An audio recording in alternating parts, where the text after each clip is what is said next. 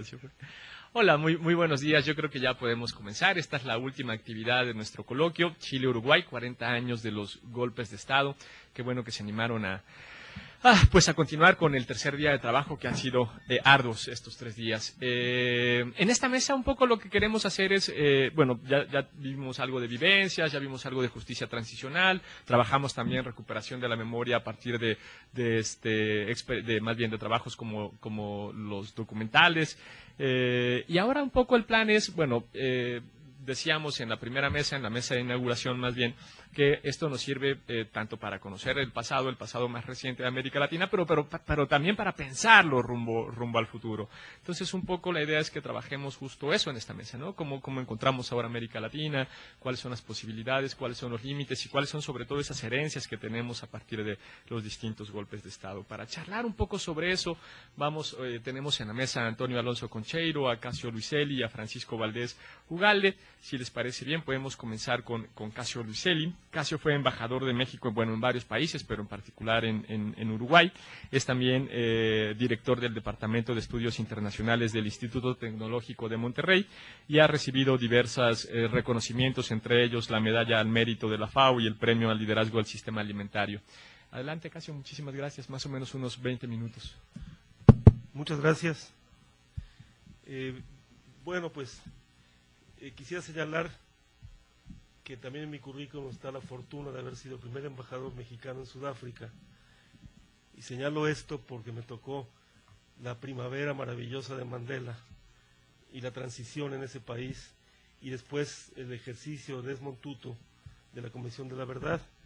En México solemos, como es lógico, tener referencias más bien a la Moncloa o a otros ejercicios latinoamericanos, pero lo sucedido en Sudáfrica en el 94 es una admirable, extraordinaria hazaña del pueblo sudafricano, y desde luego el papel de Nelson Mandela, que desgraciadamente estaba muy malito, fue fundamental. Y eso viene a cuento con lo que tenemos que decir hoy, porque en ese país había un brutal odio racial que lo tuvo en el vilo una guerra civil tremenda, y gracias a un hombre de la talla de Mandela, que no solo era, como se dice ahora, un santo, era un hombre duro, un luchador, pero entendía el valor enorme de la reconciliación, y la intentó y la logró. Su legado, sobre todo, es un gran legado moral. Esto me regresa al ámbito latinoamericano. Yo tuve el gusto de haber sido, el honor de haber sido embajador en Uruguay, y de haber vivido muy de cerca lo que significó un embajador mexicano valiente y generoso, el embajador Muñiz, que asiló en la embajada a más de 400 personas, y cuántas veces en la calle, en algún lugar, recibí yo, inmerecidamente, pero por ser el embajador mexicano, una muestra de afecto y gratitud de los uruguayos por esa hazaña del embajador Muñiz. Y creo que es importante tenerlo presente este tema, porque México siempre abrió puertas, y cuenta mucho la persona. La verdad, como en tantas otras cosas de la vida pública, la persona puede hacer la diferencia, y en este caso, ese embajador generoso que no tenía nada extraordinario en el sentido curricular, no era un gran teórico, no era un gran abogado, simplemente un hombre honesto y congruente, que tenía clara cuál es la misión de los mexicanos, cuál ha sido la misión mexicana ante este tipo de circunstancias. Les quiero decir muy pocas cosas en estos pocos minutos. Primero, que las heridas son profundas y no cierran. No bastan 40 años. Uno lo puede ver en su papel de diplomático. Las heridas en Uruguay están abiertas. Ya el siniestro Hoyo Álvarez está en la cárcel, ya es un señor de 85 años. Ya murió Videla, pero ustedes siguen sintiendo las heridas profundas que deja los golpes y las dictaduras. En Uruguay, por ejemplo, el tema de la caducidad sigue siendo un problema continuo. ¿Qué hacemos con el pasado? ¿Cómo afrontamos el pasado? En Chile, ustedes lo saben, la larga sombra de Pinochet, diría yo, la siniestra sombra de Pinochet, se proyectó toda una generación, y en Chile sigue habiendo una gran división y mucha gente pinochetista, por cierto. En Argentina yo creo que es donde las heridas son quizá más lacerantes y también muy vivas. Si uno va a la ESMA, a la Escuela Mecánica de la Armada, ve todavía en flor lo que sucedió en ese país con los golpes. Y así podía yo seguir. En Brasil ha sido distinto, pero la presidenta Rousseff, muy valiente, quiere que se enfrente el pasado. Brasil ha sido un poco reacio a enfrentar el pasado, pero hay mucha gente en Brasil que también sabe que esas heridas, para cerrarse, tienen que salir, como hizo Tutu, la Comisión de la Verdad. Y no tienen colores, hay excesos y abusos de un lado del espectro político y también del otro lado del espectro político, cuando se tensan tanto las situaciones. Nosotros nos hemos beneficiado mucho, y como aquí nos congrega también la historia y la memoria, como país de los exiliados. Yo he sido, por mi edad y mi circunstancia, por mi profesión, alguien que se ha beneficiado, enriquecido inmensamente con la amistad de muchísimos exiliados. Yo creo que mi vida adulta, desde mi juventud hasta la fecha, ha estado tocada por exilios. El Colmex es un hijo del exilio español. El CIDE, no hay que dejar de decirlo, yo soy del grupo de jóvenes que llegó al CIDE, que no se había fundado todavía, era un centro de estudios, y ahí llegaron incontables chilenos, argentinos, uruguayos, brasileños, yo recuerdo inclusive bolivianos, y se generó una institución que ahora es muy destacada, pero sobre todo un pensamiento, una idea latinoamericana, que creo que se ha ido difuminando, y debemos luchar para que no se difumine, sobre todo en nuestro país.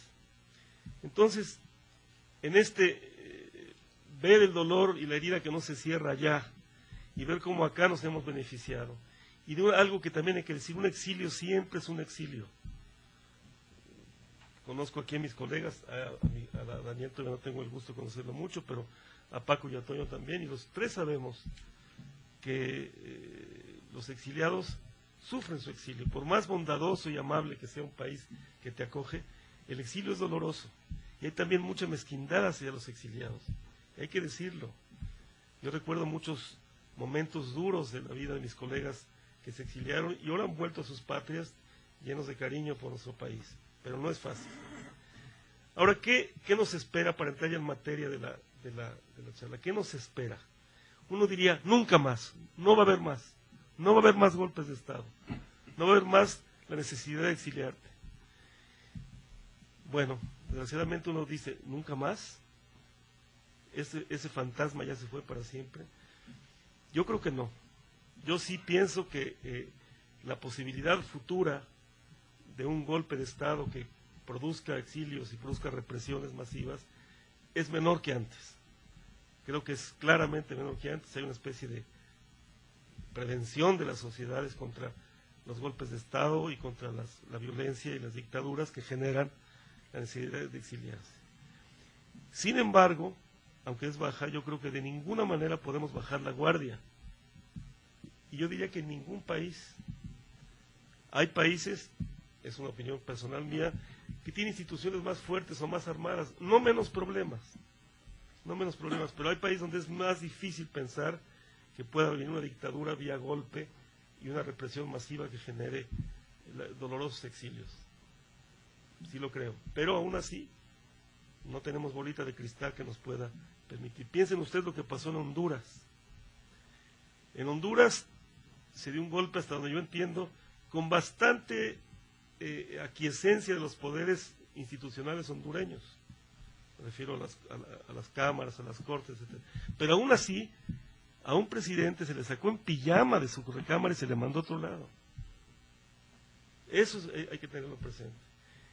Yo viví muy de cerca, y lo digo con mucha franqueza y con mucha sinceridad, lo que pasó con el presidente Lugo en Paraguay.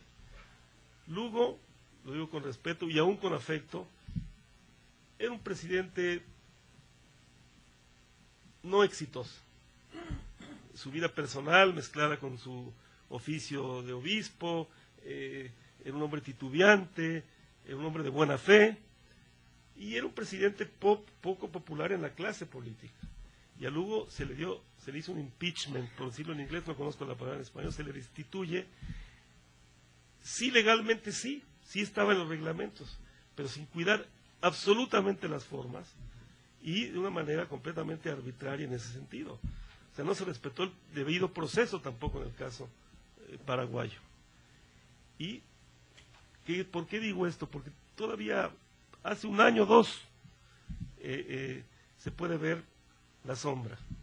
El presidente Correa, que es un hombre mercurial, un hombre de un carácter muy intenso, estuvo a punto de ser secuestrado por la gendarmería, por los policías.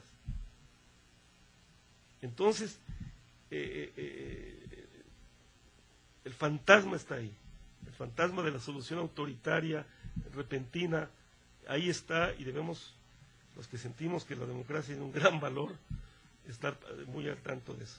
La calidad democrática de nuestra América Latina todavía deja mucho que desear.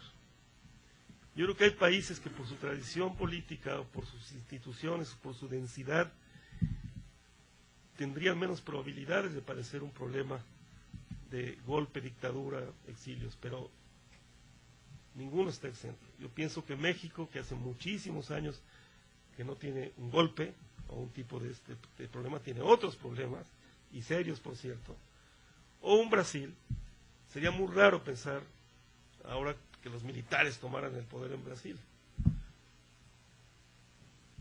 Y sobre todo en Uruguay y en Chile, donde yo ahorita lo siento más lejano, por dos razones, porque previo a sus golpes y a su quebranto institucional, tenía una tradición democrática muy acendrada, uruguayos y chilenos, pero tuvieron golpe, ¿eh? Entonces, mi mensaje con ustedes es que hay que estar vigilantes siempre. CELAC es una institución que hereda al Grupo de Río y es muy tenue, muy precaria. CELAC es importante y hay que hacerla crecer y hay que darle fuerza a su carta democrática para que sea un valladar contra posibles abusos del poder o posibles golpes de Estado. UNASUR, que a mí no me simpatiza demasiado porque yo soy mexicano y no nos invitaron, pero UNASUR está ahí, y qué bueno que esté ahí, que esté vigilante ahí. Y desde luego la OEA, puede caer mal o bien la OEA, pero también tenemos que tener frentes de defensa contra las posibilidades de colapsos autoritarios o de golpes, etcétera, etcétera. Pero yo creo que sobre todo la opinión pública y la sociedad civil tienen que seguir clarísimos con el nunca más, nunca más. Cierro diciendo, no estamos libres de posibilidades, no, ningún país está inmune. Piensen ustedes cómo se da la historia, cómo de repente se conjugan fenómenos y un cisne negro llega y aparece una situación política muy difícil. Eso es lo que tendría yo que decir básicamente. Las heridas no se cierran, los exilios nos han enriquecido a nosotros, pero han sido muy costosos a nivel humano para los que han tenido que hacerlo, y hay que permanecer vigilantes. El caso uruguayo, hay una sociedad civil bastante organizada. No solo el Frente Amplio sufrió con la dictadura, también el Partido Blanco, y pienso en Wilson Ferreira, y también el Partido Colorado, y en general hay en la sociedad uruguaya una continua agitación por entender su pasado y por que no se repita lo que ya sucedió. Pero también debo decirles que viviendo ahí 6 años, casi 6 años, y hablando con muchos uruguayos, escuchando a muchos uruguayos, hay una extrema derecha en Uruguay. Un país civil y con mucha civilidad y con muchas instituciones y con mucha democracia, tiene una extrema derecha que ven con nostalgia el pasado autoritario. Y no se diga en Argentina, y no se diga en Chile. Entonces, para terminar, hay que estar vigilantes, hay que estar atentos y vigilantes, porque los riesgos siempre existen y todavía existen. Muchas gracias.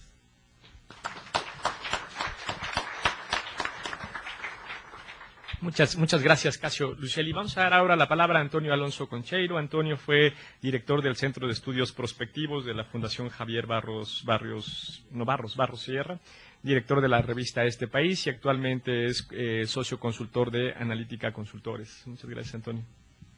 Gracias, Luis Daniel. Yo quisiera hacer una introducción más o menos larga antes de tocar el tema de cuáles podrían ser los futuros de los golpes de Estado. Y empezaría diciendo que sobre el futuro, cualquiera de las conclusiones a las que nosotros lleguemos, no hay verdades sino apenas conjeturas. O sea, podemos especular de manera mejor informada o peor informada, pero a fin de cuentas todo lo que digamos sobre los futuros, en este caso de los golpes de Estado, no son más que eso, conjeturas. Afortunadamente, digo yo, porque el futuro no es predecible. Si lo fuese, querría decir que no importa qué hiciésemos, de todas maneras ocurriría lo que está predestinado a ocurrir. Lo más que podemos hacer entonces es especular sobre los futuros posibles. No señalar cómo va a ser el porvenir, sino apenas conjeturar cómo podría ser el porvenir. Y eso es lo que voy a intentar hacer en la segunda parte de mi intervención. Y les confieso que acepté especular no porque yo sea especialista en los golpes de Estado, sino porque justo la dificultad de tema me pareció muy inquietante. Y segundo, porque como bien señalaba casi hace un rato, yo soy producto del exilio, de padre y madre del exilio español. Hablamos de un golpe de Estado cuando un grupo de poder, y generalmente los militares, toma el control del Estado de un modo repentino y violento, vulnerando la legitimidad institucional establecida, esto es, las normas legales de sucesión en el poder. Y la historia de los pueblos de América Latina, algunos de los ejemplos ya los daba Casio, pero está llena de dichos episodios. Entre 1930 y 1999 ocurrieron en la región casi 40 golpes de Estado. Y en la primera década de este siglo, 4. La mayor parte de ellos, casi la mitad, 17 de esos golpes de Estado, ocurrieron en 2 décadas, los 60s y los 70s. Y yo creo que no es fortuito que haya sido así. Si queremos especular sobre los golpes de Estado, yo creo que conviene empezar por especular o por preguntarnos ¿por qué ocurre un golpe de Estado? Yo creo que la respuesta obvia y evidente es, bueno, se trata de un medio para tomar el poder político, y no solo político, de un país. Generalmente la usurpación del poder político ocurre mediante el ejercicio de la fuerza. Hay casos en los que no, pero en general ocurre mediante ese ejercicio de la fuerza, de manera violenta, y normalmente desemboca en el ejercicio de un poder que es absoluto, dictatorial, que disuelve además todas las demás instituciones con las que normalmente un poder ejecutivo comparte ese poder. La idea es lograr el control sobre la conducción de todas las la toma de decisiones, de la definición de las políticas públicas. Y se da el golpe de Estado porque quienes lo propician, quienes lo planean, quienes los instrumentan, quienes lo ejecutan, no están satisfechos con la manera como se manejan los asuntos de Estado del país de que se trate, y además no perciben poder cambiar el rumbo de esos asuntos por los medios legales que están establecidos. O bien porque perciben una amenaza, puede ser real o imaginaria, de que el poder puede caer en manos de quienes podrían afectar sus intereses negativamente y quieren impedir que así sea. Salvo por excepción, son los intereses de los grupos económicos poderosos de dentro y de fuera del país quienes propician y planean un golpe de Estado. La mayor parte de estos en América Latina han sido concebidos, alentados o apoyados por Estados Unidos como una manera de defender los intereses de las grandes corporaciones estadounidenses en los países de la región. Pero los intereses de las élites económicas locales también están detrás de los golpes de Estado. Yo diría que en términos generales, y perdón si soy anticuado, los golpes de Estado pueden verse como una respuesta de la derecha frente a la posible toma del poder o frente al ejercicio de este por parte de la izquierda. Hay alguna excepción discutible de un golpe de Estado que proviene de la izquierda. El auge de los golpes de Estado en América Latina durante las décadas 60 y 70 coincide con un periodo en el que se dan movimientos revolucionarios de orientación socialista o marxista que dentro o fuera de los cauces legales buscan tomar el poder para corregir condiciones de desigualdad, de enorme pobreza y de marginación. Y tratan de instaurar un gobierno de orientación popular, antioligárquico y antiimperialista. Así el auge de los golpes en la región se da en ese contexto de la Guerra Fría y después del triunfo de la Revolución Cubana en 1959. Curiosamente, yo diría paradójicamente, buena parte de los golpes de Estado son justificados por quienes dan el golpe como un medio para preservar la democracia y el orden y para permitir el progreso y el desarrollo. Cuando se dan para cortar el ejercicio de poder de un gobierno de orientación social, como fue el caso de Chile, suelen estar precedidos por amplias campañas de desinformación, de desacreditación del gobierno legítimo y de desestabilización económica que sirven como pretexto o como justificación de la intervención armada y la toma del poder. Creo que vale la pena notar que en general la historia de América Latina ha sido una de resistencia frente a las potencias extranjeras, primero las europeas y luego la estadounidense, y de rebelión frente a las deplorables condiciones de vida de una muy buena parte de la población de esos países, propiciadas y mantenidas por estructuras políticas, económicas y sociales que son de beneficio para unos cuantos y que son serviles o por lo menos acomodaticias a los intereses del exterior. Ahora, dicho todo esto, cabe especular primero sobre la posible existencia actual y futura de condiciones propicias para que se den golpes de Estado en la región, como decía Casio. Evaluar la posibilidad y menos aún la probabilidad de que ocurra un golpe de Estado en cualquier situación dada es una tarea extremadamente riesgosa. No hay leyes históricas, sociales, que permitan anticipar esos eventos. Pero creo que lo que sí se puede hacer es proporcionar algunas claves que permitan reflexionar sobre la posibilidad de que ocurran. El proceso no está exento, además, de que en él introduzcamos nuestros sesgos ideológicos, nuestros miedos, nuestros deseos o las meras intuiciones que tengamos sobre el asunto. Para empezar, yo creo que las condiciones de vida de grandes grupos de población de los países de América Latina, de prácticamente todos, siguen siendo sin duda muy precarias. La pobreza y la marginación siguen siendo un rasgo característico de una muy buena parte de los habitantes de la región. Curiosamente, en las encuestas de opinión que se han levantado al respecto, la mayor aspiración actual de los latinoamericanos, por encima de tener una mejor calidad de vida, por encima de ser felices, es tener empleo e ingresos suficientes. La mayoría de ellos perciben sus condiciones y calidad de vida como peores que las de sus padres cuando tenían su edad y no manifiestan tener una esperanza clara de que sus hijos vayan a tener un futuro mejor. La distribución del ingreso no ha mejorado en los últimos 3 lustros por lo menos, y todavía más en algunos países de la región parece haberse deteriorado. Y sin un cambio estructural de las economías de la región, es muy probable que la concentración de la riqueza en el futuro sea similar o mayor a la actual. Cabe esperar entonces que los reclamos populares, sea en la calle o institucionalmente, sigan siendo intensos en la región en el futuro. Por otra parte, creo que también hay que tomar en cuenta que en términos políticos y de movilización social, la crisis financiera global de fines de la primera década de este siglo adelgazó a las clases medias y a mediano y largo plazo ello podría ser un factor de desestabilización adicional. En general son justo las clases medias las que encabezan o los movimientos populares o los gobiernos socialistas o aspirantes a ser gobierno en los partidos políticos de izquierda.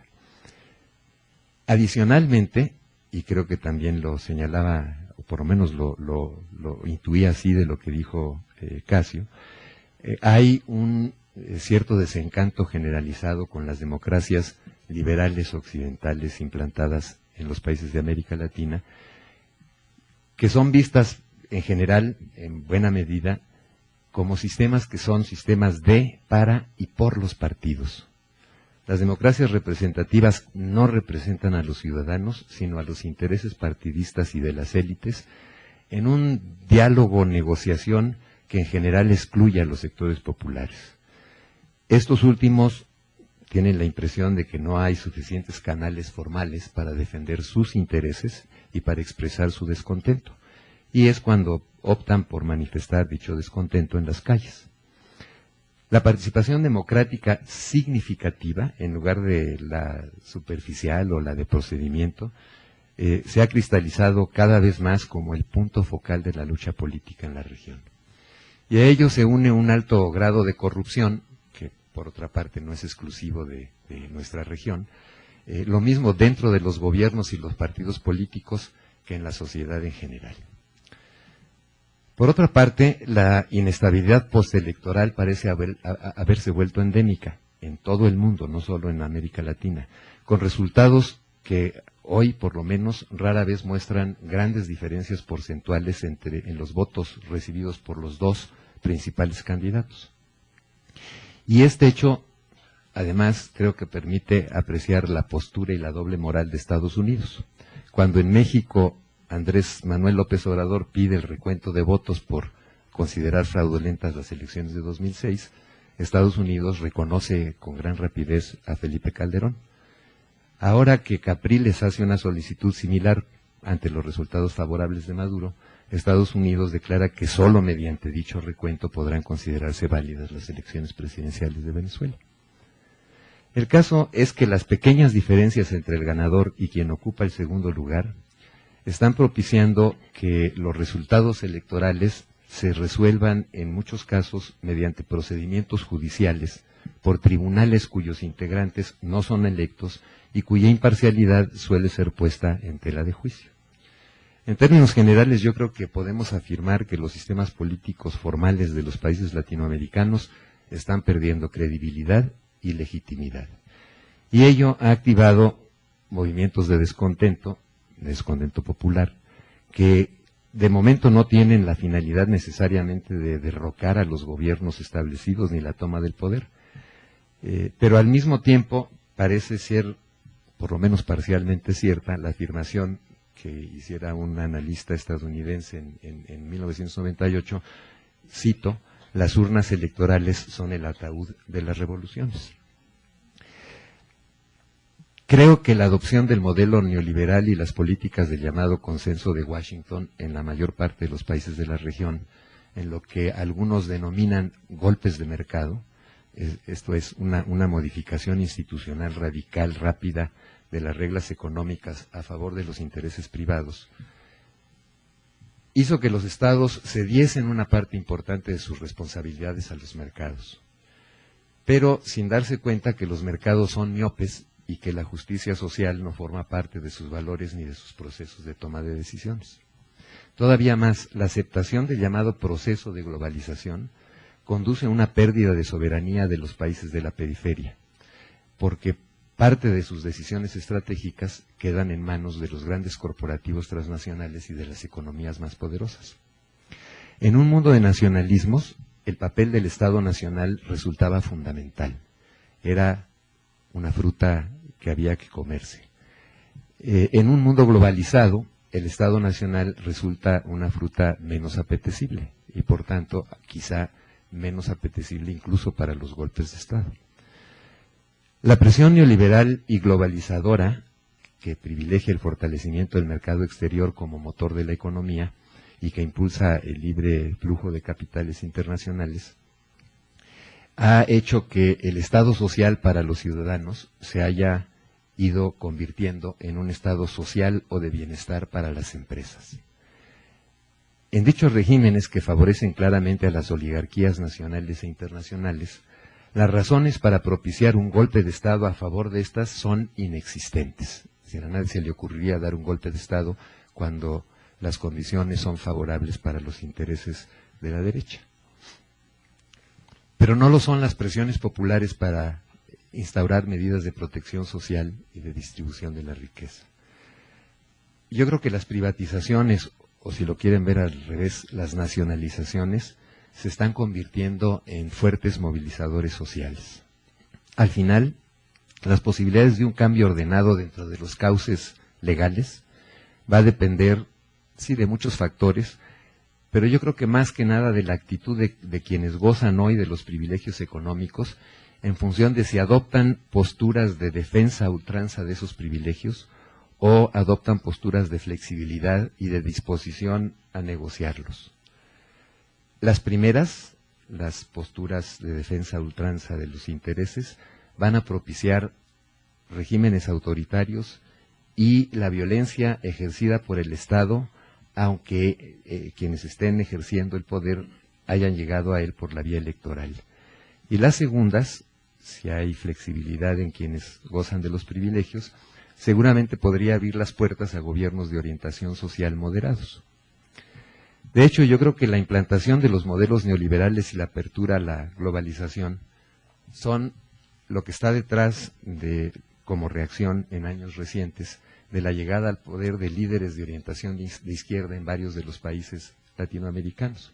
Algunos de ellos sustentados en una recuperación del pasado, de lo indígena, con claras posturas, todos ellos antioligárquicas y antiimperialistas y nacionalistas y, cosa que es importante, latinoamericanistas. Todo esto creo que ha modificado radicalmente el balance de poder en la región.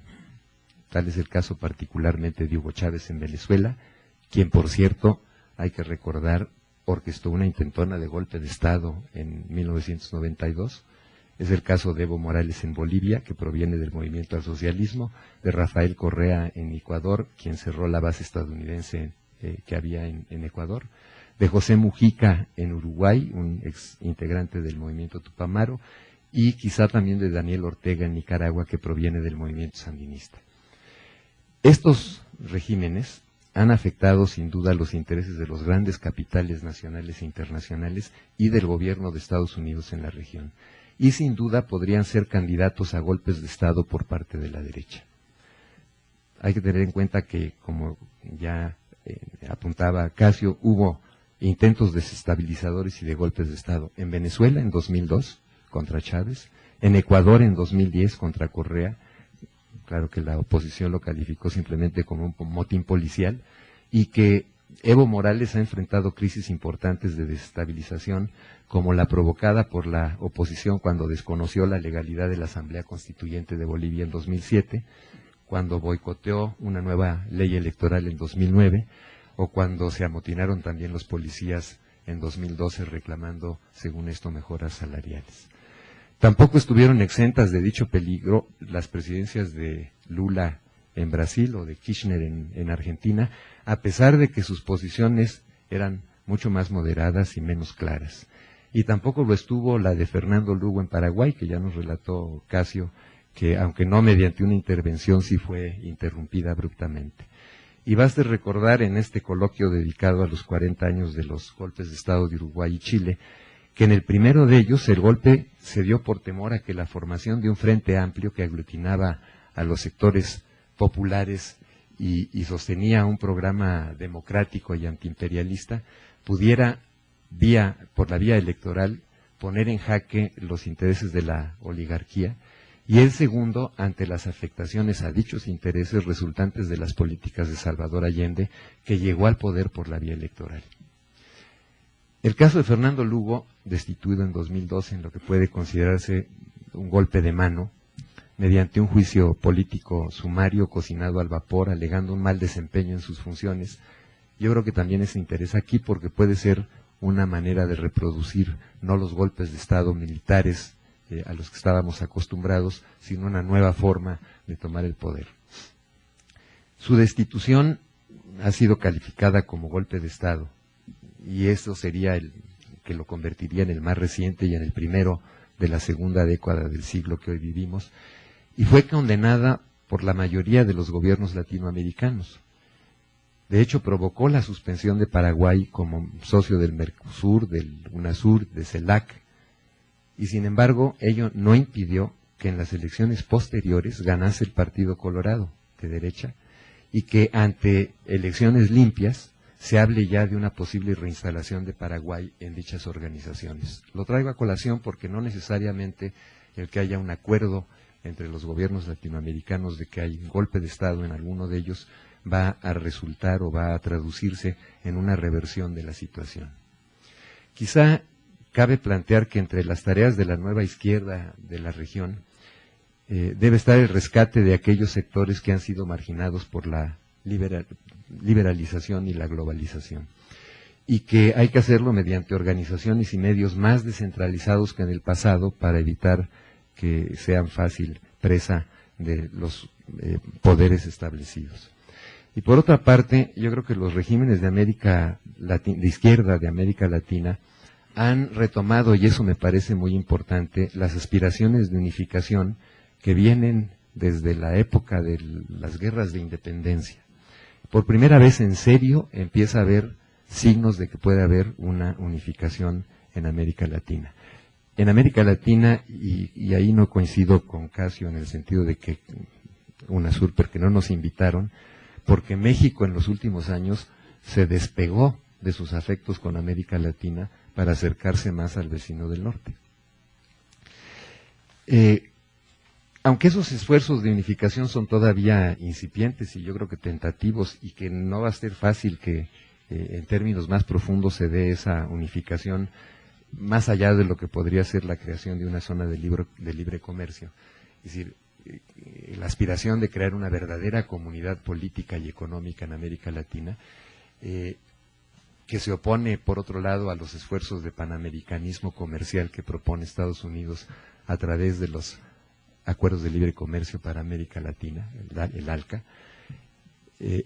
Gracias a esos regímenes es que el ALCA entró en crisis cuando fue rechazada por objeciones de los países del Mercosur y por Venezuela en la Cuarta Cumbre de las Américas celebrada en Argentina en 2005, y ante la sorpresa de Estados Unidos, que no esperaba que hubiese ese rechazo. Esos países han firmado incluso acuerdos de seguridad que incluyen la posible defensa colectiva de los regímenes democráticos cuando ocurre un golpe de Estado, pero creo que no va a ser fácil que, en efecto, pongan en marcha esos mecanismos de defensa. Frente a esos regímenes están los de México, Colombia y Chile, que yo creo que se mantienen como baluarte de ese modelo neoliberal del adelgazamiento del Estado, de la apertura al comercio exterior, de los procesos de privatización, es decir, eso que se dan llamar las reformas estructurales, ahora de la segunda generación. Para insertarse con éxito en la economía global, estos países requieren dar garantías económicas a los inversionistas globales y asegurarles estabilidad. Chile mantuvo este modelo aún bajo la presidencia de Michelle Bachelet, con un gobierno de centro-izquierda y de cierta orientación social. Colombia, por su posición geográfica y por sus problemas internos, es quizá el país en el que el régimen neoliberal ha echado raíces más profundas y el que mantiene relaciones más estrechas con el gobierno de Estados Unidos, y puede ser plataforma base para la intervención de este en los procesos políticos de la región. México, si bien salió del régimen de partido único para ser gobernado por dos administraciones consecutivas por un partido de derecha, con elecciones particularmente cuestionadas en 2006, en las que el candidato de la izquierda, y a la mejor izquierda entre comillas, fue declarado perdedor por una diferencia mínima, e incluso declaró al régimen ilegítimo. El gobierno entrante en México en 2012 de Enrique Peña Nieto ha insistido en profundizar el modelo económico neoliberal. No hay, pues, una postura de marcha atrás. Más allá de lo que ocurre al interior de los países latinoamericanos, y dada la historia, yo creo que el análisis de las posibilidades de ocurrencias de golpes de Estado en la región obligadamente debe pasar por una reflexión sobre la postura y las políticas de Estados Unidos hacia la región, hacia ese que es su traspatio.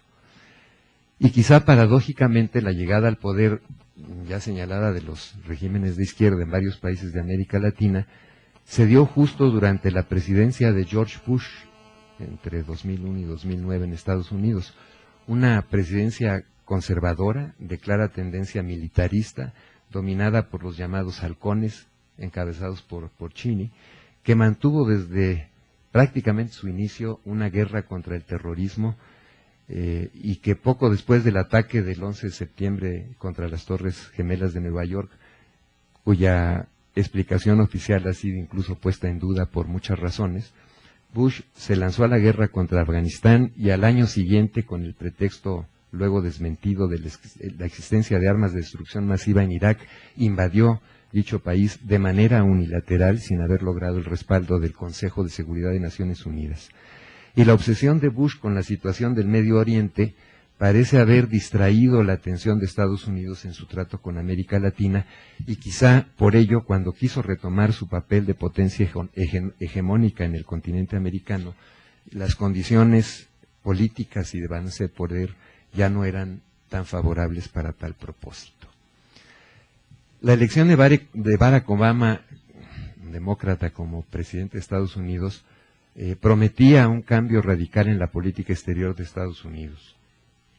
Sin embargo, la actuación de Estados Unidos en la llamada Primavera Árabe, en particular en el derrocamiento de Gaddafi, y la presencia todavía hoy de tropas estadounidenses en Irak, a pesar de que Obama prometió el retiro total de dicho país en 2011, la promesa incumplida de cerrar las cárceles de Guantánamo, presumiblemente por oposición del Congreso estadounidense dominado por los republicanos, y la continuación de la guerra antiterrorista de Bush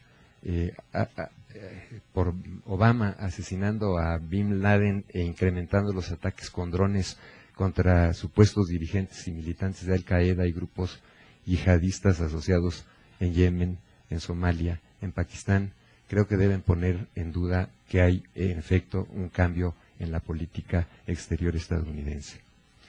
Con todo, la retórica de Obama, al menos la anterior a su elección como presidente, haría parecer como poco probable que durante su mandato Estados Unidos estuviese dispuesto a más aventuras militares en América Latina. De hecho, Obama declaró que el derrocamiento de Manuel Zelaya en Honduras en 2009 había sido ilegal, le reiteró su apoyo y lo hizo a pesar de reconocer las diferencias con su gobierno. En 2007, en la revista Foreign Affairs, Obama llamaba a una renovación del liderazgo moral, militar y diplomático de los Estados Unidos y manifestaba: no podemos replegarnos del mundo, pero tampoco amenazarlo a estado de sumisión. Y planteaba que los estadounidenses debían actuar guiando al mundo mediante hazañas y dando buen ejemplo. Pero más allá de ello, el mantenimiento de las bases militares estadounidenses y los fondos correspondientes en Colombia con el pretexto del combate a las drogas, creo que puede ser síntoma de que las hazañas y el buen ejemplo podrían interpretarse por lo menos de diferentes maneras. Y por otra parte, aun si Obama caminase por el camino de su discurso, creo que está claro que él no será presidente de Estados Unidos a partir de 2017 y que no puede descartarse un futuro nuevo giro intervencionista en la política exterior de Estados Unidos. Por otra parte, en los últimos 10 años, Latinoamérica en general se ha vuelto menos dependiente de los organismos financieros multinacionales como el Fondo Monetario Internacional y el Banco Mundial. Es interesante notar, en 2005, apenas hace 8 años, el 80% de la cartera de préstamos del Fondo Monetario Internacional correspondía a países de América Latina. Hoy, apenas 8 años después, representa apenas el 1%, cerca del 1%. Por ende, los países de América Latina se han vuelto menos vulnerables a los intentos de imposición de políticas públicas, es decir, los golpes estructurales a través del chantaje económico de dichas organizaciones. Ello por lo menos modifica la forma de intervención, aunque busque el mismo resultado que los golpes militares. Con ello, yo pienso que la mayoría de los países de la región han ganado en libertad de acción. Es decir, la disciplina de mercado, la llamada disciplina de mercado, solo puede ser aplicada si los gobiernos acuden a estas instituciones, al Fondo Monetario, al Banco Mundial o al gobierno de Estados Unidos en busca de ayuda. Como alternativa, los países de América del Sur han creado en 2009 el Banco del Sur, que en principio está concebido para conceder préstamos a los países miembros y a promover la integración económica entre los mismos, pero incluyendo dos criterios que no forman parte de los criterios del Fondo Monetario del Banco Mundial, que son la equidad y la justicia social. Para terminar, Yo creo que evaluar la posibilidad de ocurrencia de un golpe de Estado, decía yo al principio, es riesgoso en cualquier situación, pero me parece, sin embargo, que las condiciones actuales son menos propicias que en el pasado, en eso coincido con Casio, para que ocurra alguno. Donde podría haber tentación por parte de la derecha para perpetrar un golpe son en particular Venezuela, Ecuador y Bolivia, los tres con una copiosa tradición en golpes de Estado. Si en el más largo plazo progresasen los esfuerzos de unificación de los países de América del Sur, yo creo que todo haría pensar en que sería todavía más improbable que ocurriese un golpe de Estado en alguno de esos países, aunque, insisto, para que tenga éxito los esfuerzos de unificación hay todavía un largo trecho. Por otra parte, creo que desde las posiciones más progresistas parece también muy poco probable que las Fuerzas Armadas quieran y puedan intentar un golpe de Estado en cualquiera de los países de la región. Pero en el muy largo plazo hay que pensar en que existen ciclos largos de 50, 60 años y que eso haría que la década de los 60 y los 70 pudiese repetirse en los 10 y en los 20 en América Latina si las condiciones económicas, políticas y sociales se convirtiesen en un símil de lo que hubo en los 60 y los 70. Muchas gracias.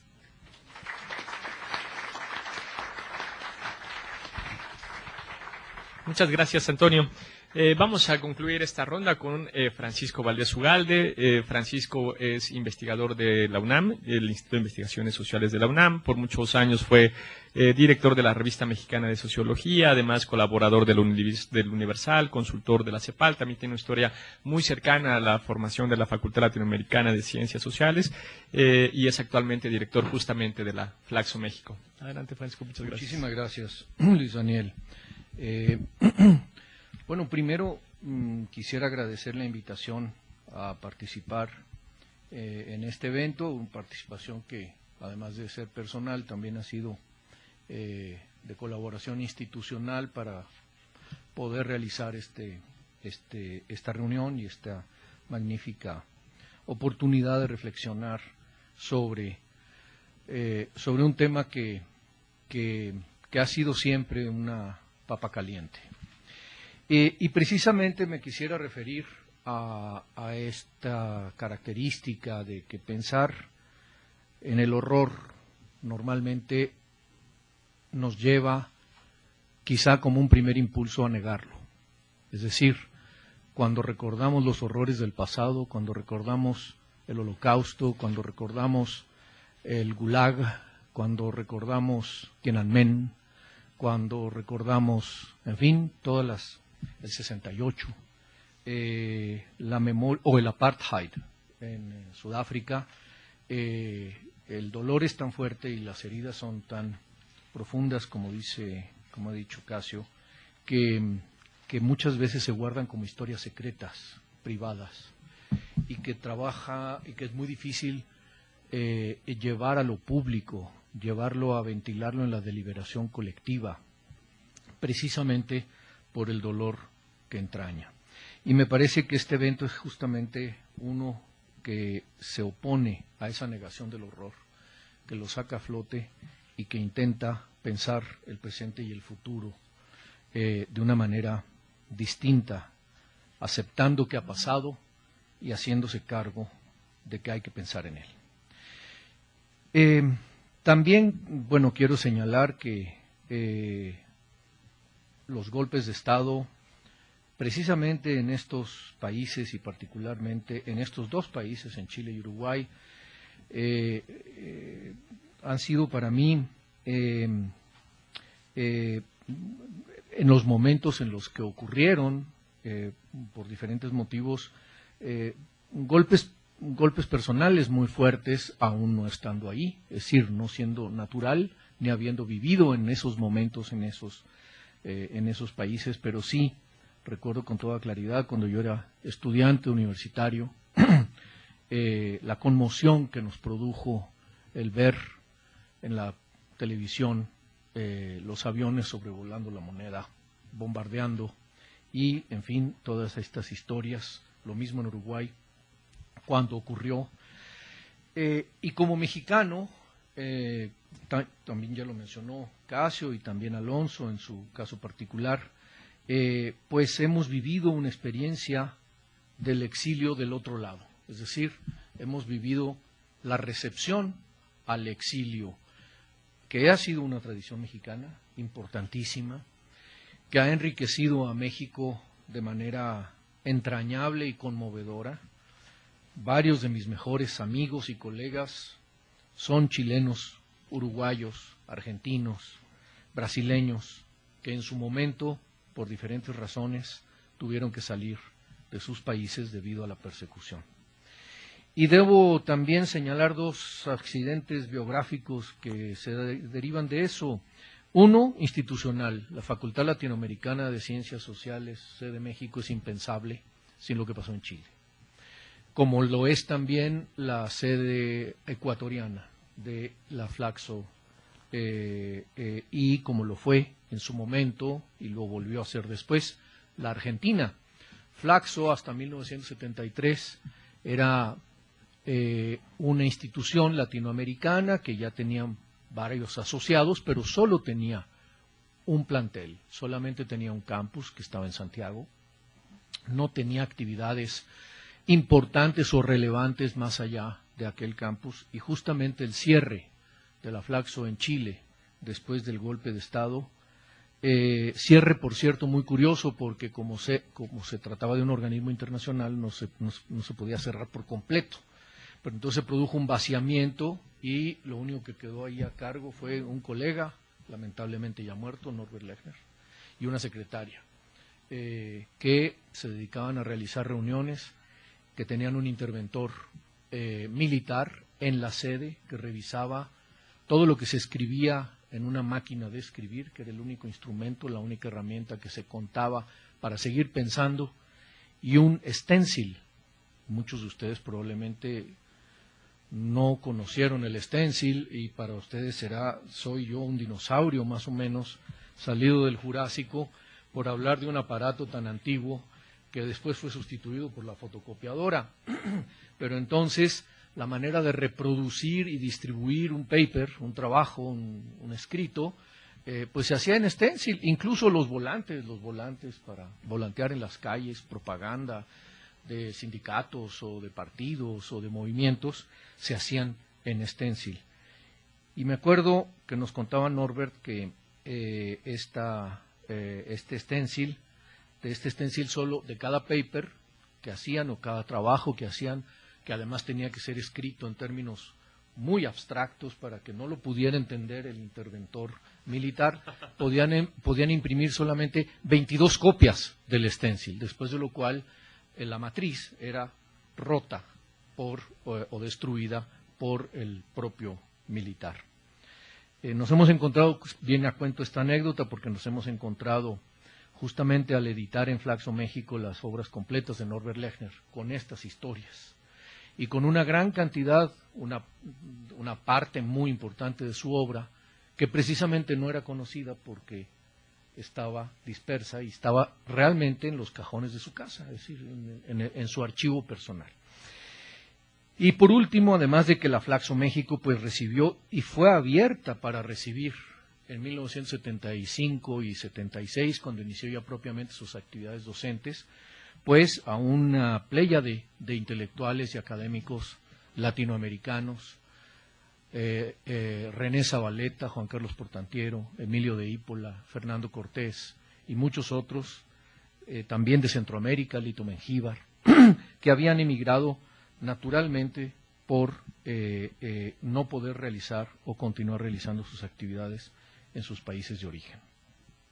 Por último, y antes de mencionar algunos puntos que me interesaría llamar su atención sobre ellos, pues también yo me he beneficiado del exilio porque mi mujer es chilena y mi hija también, y no hubiera conocido a mi mujer si no hubiera habido golpe de Estado. Entonces, pues así es la vida, tiene de todo, y a mí me tocó como receptor de este lado también pues ser un involuntario beneficiario de una atrocidad. Yo quisiera centrarme en unos cuantos aspectos muy sencillos, ya han sido de alguna manera tocados por Ocasio y por Antonio, y seguramente se han tratado en otros momentos de este seminario. Pero yo creo que el punto central para pensar los golpes de Estado que han ocurrido, y probablemente hay que tomar otros elementos para pensar los que podrían ocurrir, pero creo que los que han ocurrido deben entenderse en realidad con respecto a muchos factores, pero hay uno que me parece central: la debilidad de los sistemas políticos de América Latina para procesar las demandas de cambio. Yo creo que aquí es donde hay un problema central. Si uno revisa la historia europea después de la Revolución Francesa, uno se encuentra con grandes procesos de cambio que desde luego llevaron a golpes de Estado, y no solo a golpes de Estado, sino a 2 guerras mundiales, que en realidad fue solo una. La Gran Guerra, que comienza en 1914, según algunos autores, solo se cierra en 1990 con la caída del muro y la desintegración de la Unión Soviética. Es decir, es una sola guerra en distintas versiones.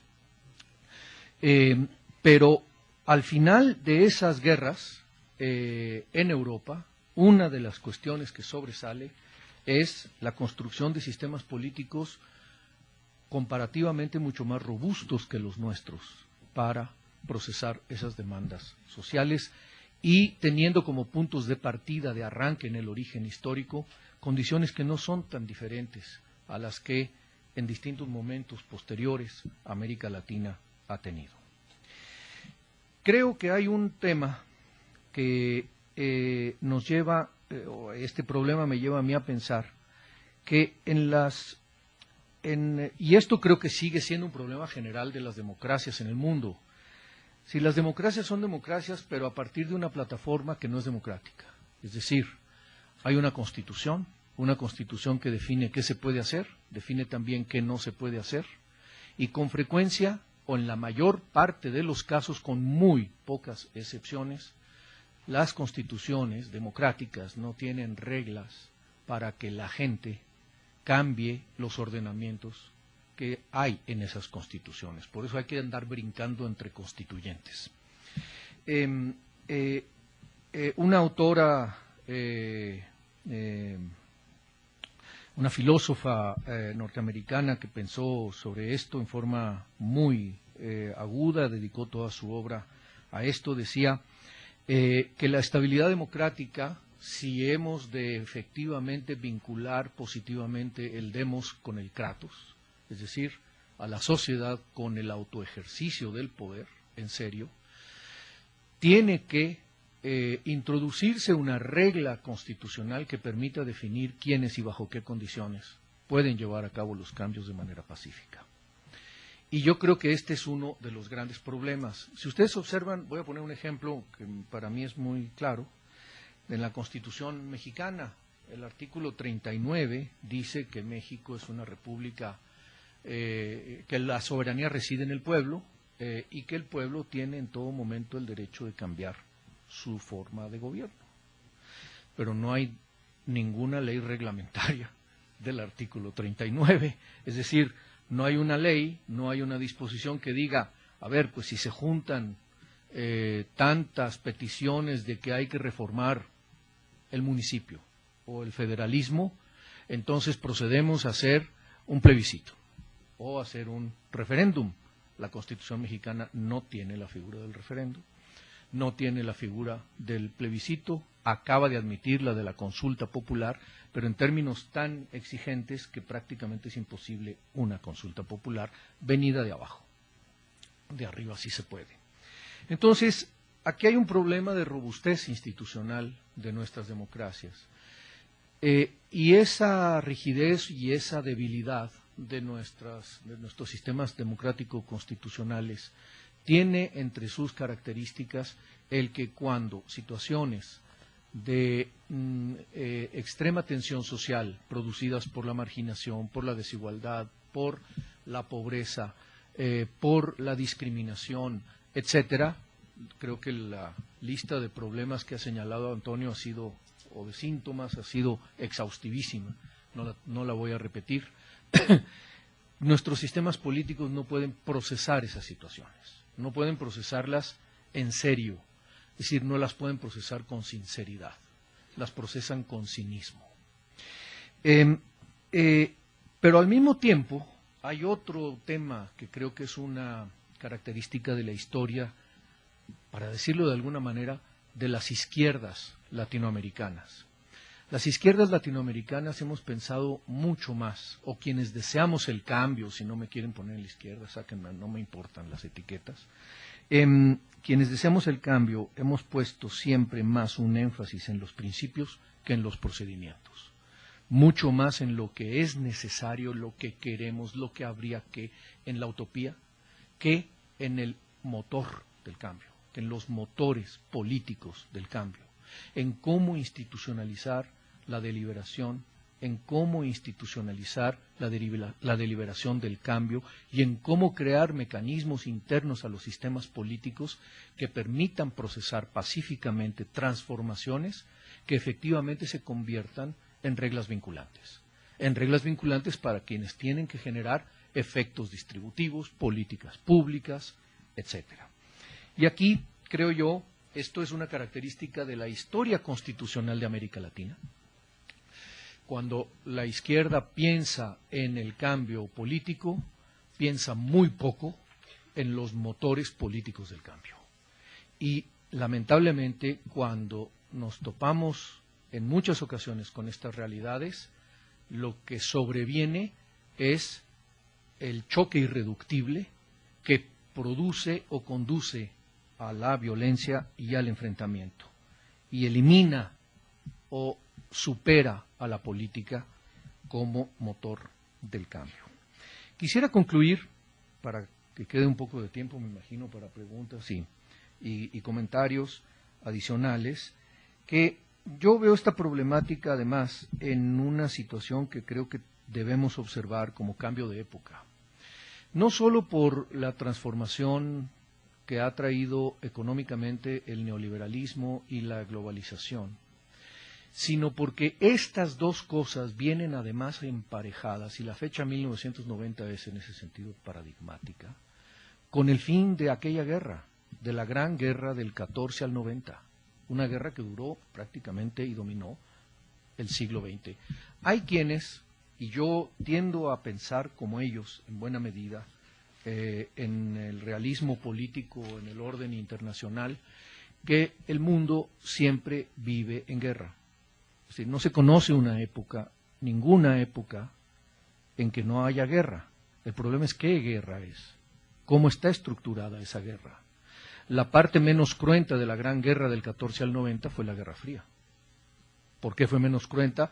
Pues porque en lugar de intercambiar misiles nucleares, se mantuvo una situación de juego de espacios entre las diferentes potencias que más o menos estableció ciertos equilibrios. Y esa guerra, hay que decirlo con toda claridad, esa guerra la ganó la Alianza Atlántica. Esa guerra la ganó la Alianza Atlántica de manera palmaria. El opositor más importante, la Unión Soviética y los países asociados de Europa Central, se desintegraron. Se desintegró la Unión Soviética, se convirtió en una mascarada de democracia y se separaron de ella los países centroeuropeos que anteriormente le pertenecieron o que estaban en el bloque, se democratizaron y se transformaron, e incluso algunos lo han hecho ejemplarmente, como la República Checa o como Polonia, y se han convertido en verdaderos ejemplos mundiales o ejemplos para el mundo de cómo se pueden rehacer las cosas. Creo yo que en este cambio, además, y ya para concluir, hay un componente central en el acuerdo de los triunfadores. Y me parece que ese elemento, ese ingrediente, es el reconocimiento de los derechos humanos como universal e inviolable, por más que nos parezca contradictorio que ellos a su vez los violen en Afganistán, o los violen en Irak, o los violen en América Latina, porque efectivamente así pasa, pero no solo los violan ellos, los violamos también nosotros. Ahí me parece que, a diferencia de lo que habría pasado si la guerra la hubiera ganado otro bloque, y pongo como ejemplo a China, este reconocimiento no estaría en el corazón de lo que parece ser el nuevo orden internacional que se está construyendo. Y creo yo que el reforzamiento del reconocimiento a los derechos humanos y el efectivo cumplimiento de los mismos, y aquí me estoy refiriendo no solamente a los derechos de integridad física personal y de las libertades básicas, me estoy refiriendo al derecho a la alimentación, al derecho a la vivienda digna, al derecho al reconocimiento étnico, es decir, a los derechos humanos hoy reconocidos internacionalmente en prácticamente todos los organismos democráticos y que en el caso de América Latina no han sido reconocidos lo suficientemente en estos nuevos bloques que se están formando. CELAC no los metió como los tiene puestos las Naciones Unidas o la OEA.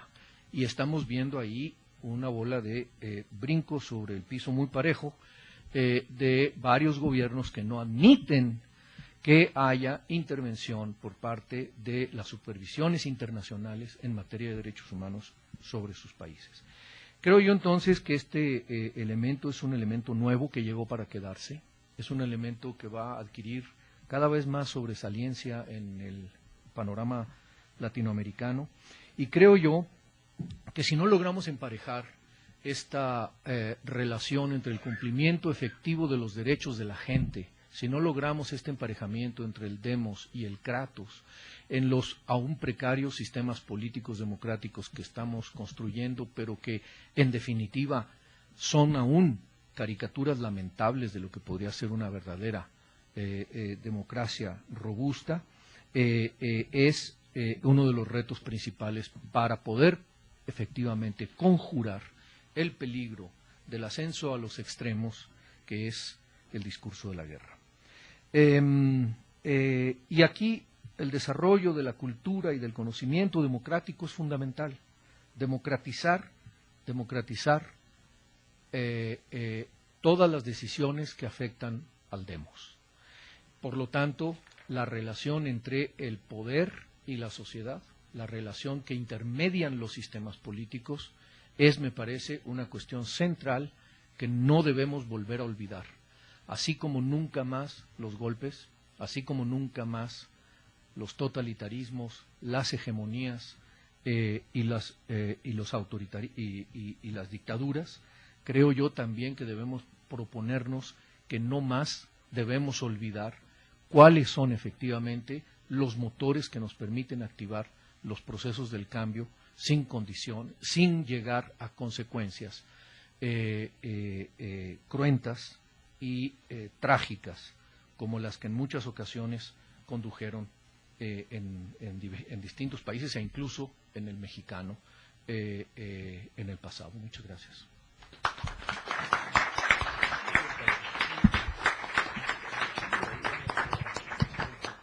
Muchas gracias, Francisco. Justamente toca ahora el turno a ustedes, a abrir un poco la mesa a preguntas o comentarios del público. Me gustaría, mientras van pensando, hacer cuatro comentarios, preguntas, digamos, para toda la mesa. Yo creo que lo más relevante, lo más interesante o lo más atractivo de la mesa es algo con lo que Casio arrancó y después siguieron el resto de los ponentes. Poner ese nunca más que nosotros usamos como grito, como entre signos de interrogación, ¿no? Nunca más. No, eso yo creo que es lo más interesante. Y justamente es algo que tendríamos que problematizar, porque cuando arrancan los procesos de transición en América Latina, algo que se acuerda es, si queremos que los procesos de transición se consoliden, lo que necesitamos es que los primeros gobiernos en realidad sean de una derecha moderna, pero moderada, de una derecha democrática, que se olvide un poco de las exigencias de distribución de la riqueza, pero que sí recupere los pilares necesarios para establecer un régimen democrático, ¿no? Esta parte del diseño institucional que ya enfatizaba también Francisco. Y el problema es que justamente esos procesos o esos otros procesos de inclusión, distribución de la riqueza, etcétera, etcétera, se fueron quedando y sedimentando como cosas pendientes en tanto pues consolidábamos la democracia, que no es menor, porque en ese momento el proceso de transición y de consolidación de la democracia era un grito de no me maten. Por eso digo que no es menor, ¿no? La exigencia en ese momento no era menor. Pero la pregunta que ahora podemos hacernos, un poco después de que pusimos el nunca más entre signos de interrogación, es ¿qué procesos de distribución sí podemos hacer hoy? ¿O qué tipo de izquierda sí se puede tolerar hoy en América Latina? y qué tipo de derecha se necesita para tolerar a esa izquierda, sin que pongamos en signos de interrogaciones nunca más, ¿no? Es decir, qué tipo de acuerdo podemos hacer, qué tipo de acuerdo podemos desarrollar o qué tipo de acuerdo no podemos directamente desarrollar. Y esto es relevante, y este es el segundo punto que yo quería recuperar, porque en la mayoría de los casos estábamos hablando, me dio la impresión de que se hablaba mucho sobre los actores institucionales. Pero más allá de los actores institucionales, ¿qué está pasando con nuestros poderes fácticos, ¿no? ¿Qué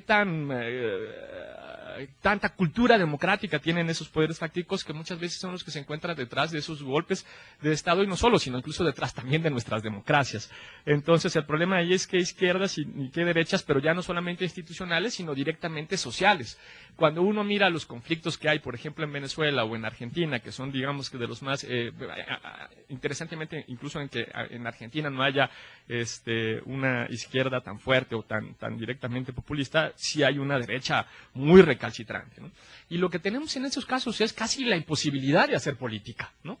Prácticamente, entonces cuando además uno mira quién constituye ahí las derechas, dan más miedo, dan más terror que las propias izquierdas, que la verdad que no son nada atractivas. Pero la pregunta en realidad ahí sería si se puede construir política o no, si se puede llegar a consensos en ese tipo de países y qué tipo de consensos son los que se pueden construir.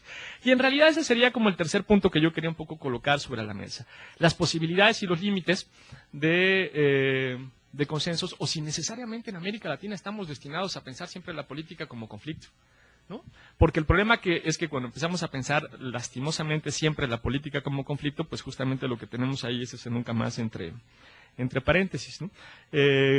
¿Cómo resolver este problema que nos ponía, digamos, Antonio, de alguna forma, ¿no? Porque por un lado tenemos un sector que lo que busca es una defensa ultranza de intereses, y por el otro lado cambios radicales en el modelo económico para generar fuertes procesos de inclusión. Si en el medio de eso hay algo que pueda tener cierta posibilidad de diálogo para la construcción de estas democracias. Habría otro punto bien interesante que tiene que ver con las posibilidades de unificación de América Latina, pero yo creo que eso nos rebasa en la mesa. Pero por ahí a lo mejor lo pensamos en una segunda ronda. Había una pregunta ya por ahí que querían hacer. Sí, adelante.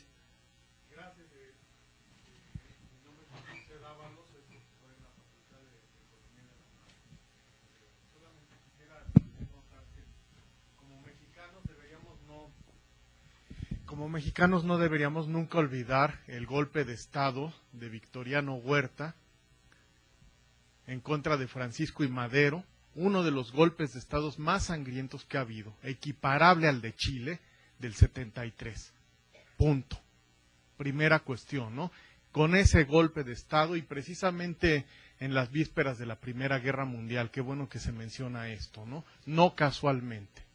Entonces, esa es una primera cuestión. Segunda cuestión que quisiera señalar. Desde luego felicitarlos a todos ustedes y al Instituto Mora por hacer un evento de este calado, pues son temas que efectivamente se decía son papas calientes, ¿no? La intervención del maestro Antonio Alonso Concheiro toca mucho el problema del golpismo de la derecha, la del profesor Valdés toca la cuestión de los problemas de la izquierda, este problema del demos y el kratos, o sea, una izquierda que en muchas ocasiones es intolerante, y creo que es muy valioso poner este debate. O sea, aunque se critique mucho a la academia, la realidad, lo que alcanzo a ver es que esto es un debate que trasciende, ¿no? Y se pone por encima de lo que está simplemente ocurriendo en la calle, incluso en la Ciudad de México en estos momentos. Y quería señalar algo respecto a lo que dice el profesor Casio. Tuve la oportunidad y el gusto de trabajar 3 años en el CIDE, entre 90 y 92.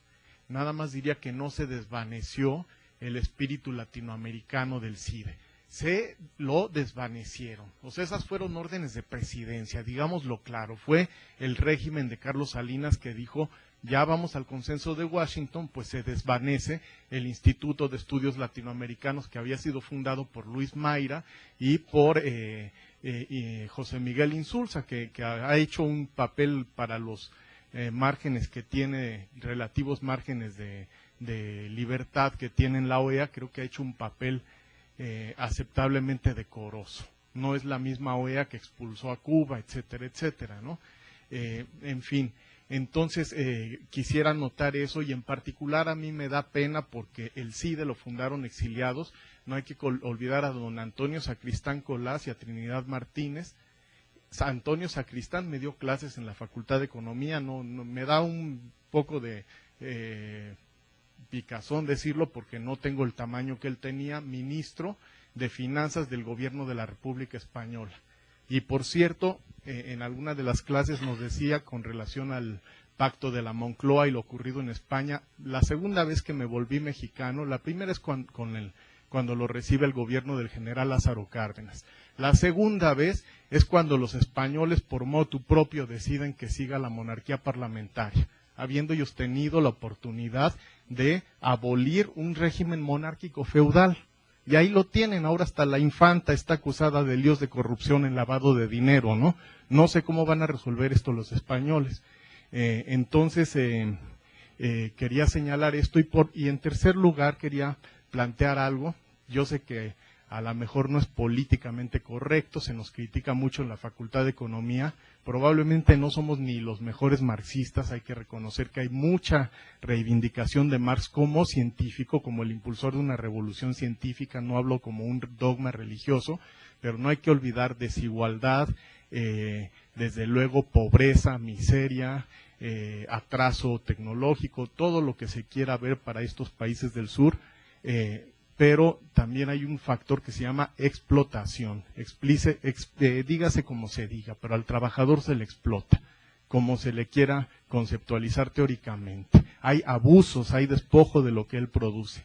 Y quería decir algo agradeciendo, perdón por de tomar tanto tiempo, no es lo mismo el Hugo Chávez que sale del golpe de Estado porque pagó su intentona en la cárcel, que el Hugo Chávez que evidentemente rectificó, nunca más volvió a impulsar un golpe de Estado. En Venezuela, una vez tras otra fueron las urnas las que le dieron la legitimidad, incluso cuando el golpe de Estado de Miraflores en el año del 2003. Es todo y es cuanto. Gracias. Gracias. Si hay algún otro comentario, pregunta que quieran lanzar, sí, adelante.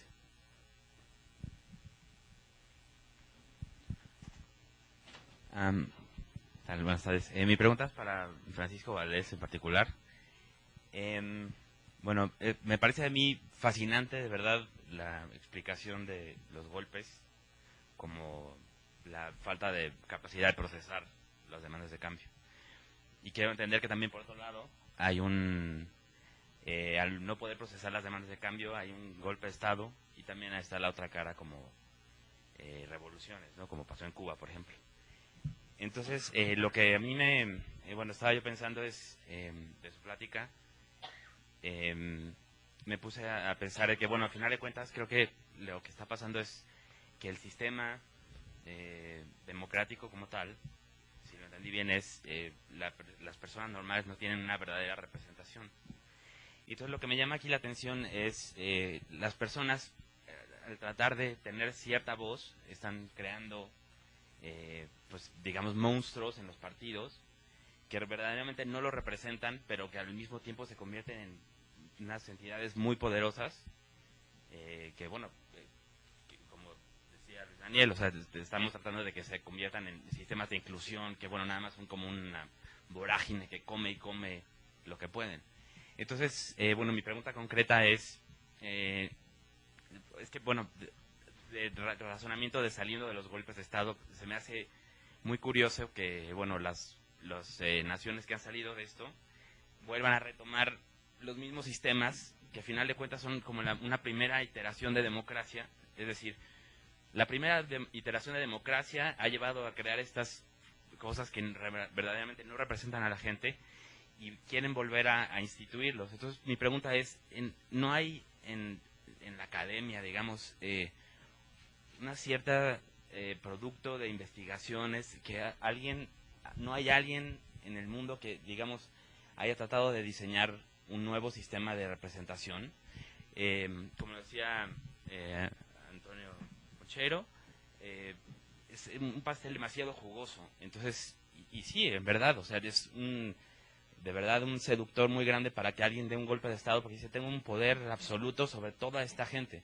Entonces, pero eso se solucionaría muy fácil pulverizando los sistemas de representación al grado de que sean tantos y tan chiquitos que no sean un pastel jugoso para nadie. Entonces, mi pregunta es, bueno, si eso, un pensamiento así sale de oír una plática y tantito aquí sentado, ¿no hay verdaderamente gente que esté tratando de diseñar algo para contrarrestar esa falta de representación? Bueno, es mi pregunta. Tomamos una más, por aquí el compañero de azul. Gracias, buenos días y felicidades a los ponentes. Mi pregunta va particularmente para el maestro Antonio Alonso. Es vinculado precisamente a lo que decía el compañero hace un momento.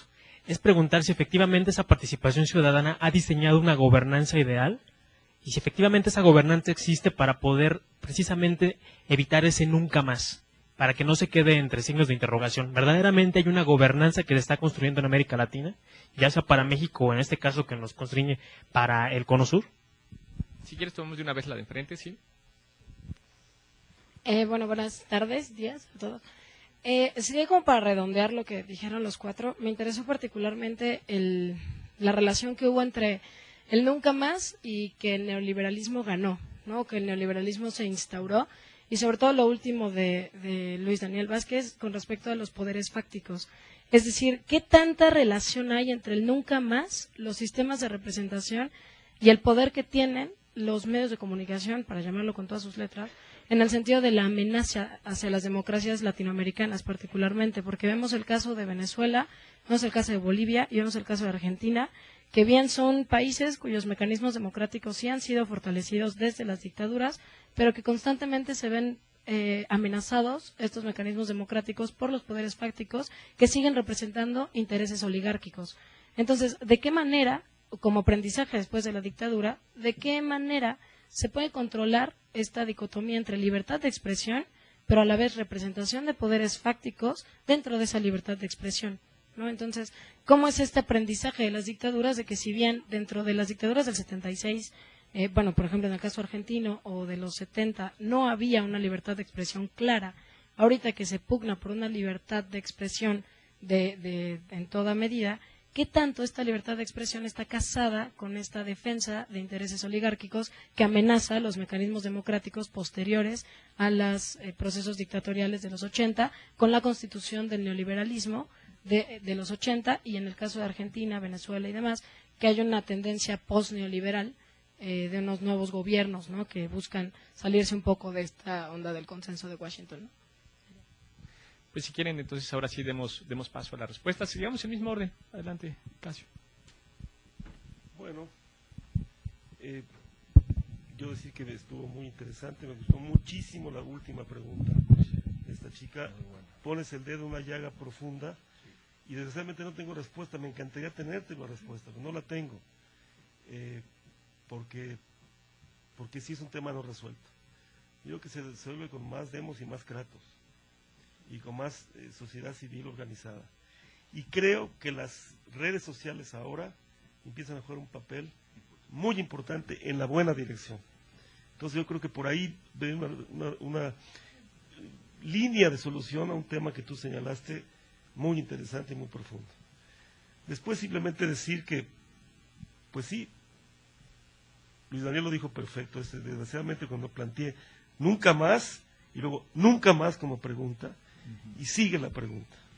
Y ahí yo quiero decir que estoy absolutamente de acuerdo con Paco Valdés en lo que dijo, para ahorrar repetir lo que dice Paco. Yo creo que esa debilidad, esa fragilidad institucional nuestra existe, es menor en algunos países, ojo, es menor en Chile, es menor en México, es menor en Brasil, no sé en los demás. Pero eso es muy importante, lo que dicen los derechos humanos es central. Si algo, por ejemplo en Uruguay, si algo defiende el Uruguay del Frente Amplio, es la Comisión Interamericana de los Derechos Humanos, casi la escinde de la OEA, porque es como un ámbito importantísimo de custodia de los derechos humanos. Entonces yo en ese sentido me siento muy cerca de lo que dice Paco. Nos faltaron dos cosas que hay que señalar. El trasfondo de la Guerra Fría ya no está.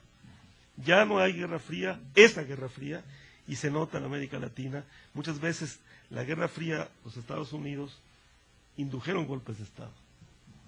Yo lo he conversado con gente muy... con Kissinger, por ejemplo. El tema de Chile, por ejemplo. Felizmente eso ya no está. Y los Estados Unidos, quizá porque están distraídos en otras áreas, quizá porque sienten que Brasil puede ser el balance de poder en el sur y México de alguna manera en el norte de la región, están más omisos. Y se nota y se siente. En todo, hasta las empresas. No hay empresas compitiendo a veces con empresas mexicanas, por ejemplo, o brasileñas. Eso es una cosa que decir. Después un tema que sí hay que decir, tengo una ligera discordancia con Toño, es que la economía latinoamericana, sobre todo la de Sudamérica, sí ha crecido mucho en los últimos años. La CEPAL señala un claro abatimiento de la pobreza extrema en casi todos lados. Por ejemplo, el caso de Bolivia. Bolivia está viviendo sus mejores años económicos de muchos años. Uruguay está viviendo sus mejores años económicos de toda su historia económica registrada. Y creo que mi amigo Martín Puchet lo puede explicar mucho mejor. En Brasil mejoró el coeficiente de Gini, y hay que darle crédito al gobierno, a los dos buenos gobiernos de Fernando Henrique y Lula, que han bajado el coeficiente de Gini. Sigue siendo muy malo, peor que el de México, imagínense. Pero ha mejorado. Y Perú vive una época de un enorme crecimiento. Desgraciadamente, sigue siendo un crecimiento basado en commodities. Soya, otros vegetales y minerales. Y muy poderosamente inducido por China. Tenemos un centro-periferia que ahora tiene otro centro que es más pobre que la mediana de los países latinoamericanos. Se los dejo como una curiosidad teórica muy interesante. Entonces sí hay... después, por lo que dice Paco, sobre todo por los derechos humanos, yo no le doy un cheque en blanco a ninguno de esos países, aunque se digan o se proclamen de izquierda, perdón, pero no. Hay que estar vigilantes con todos ellos. Sobre todo yo, y lo digo esto sí muy claramente, con el señor Daniel Ortega, a quien conozco muy bien. Bueno.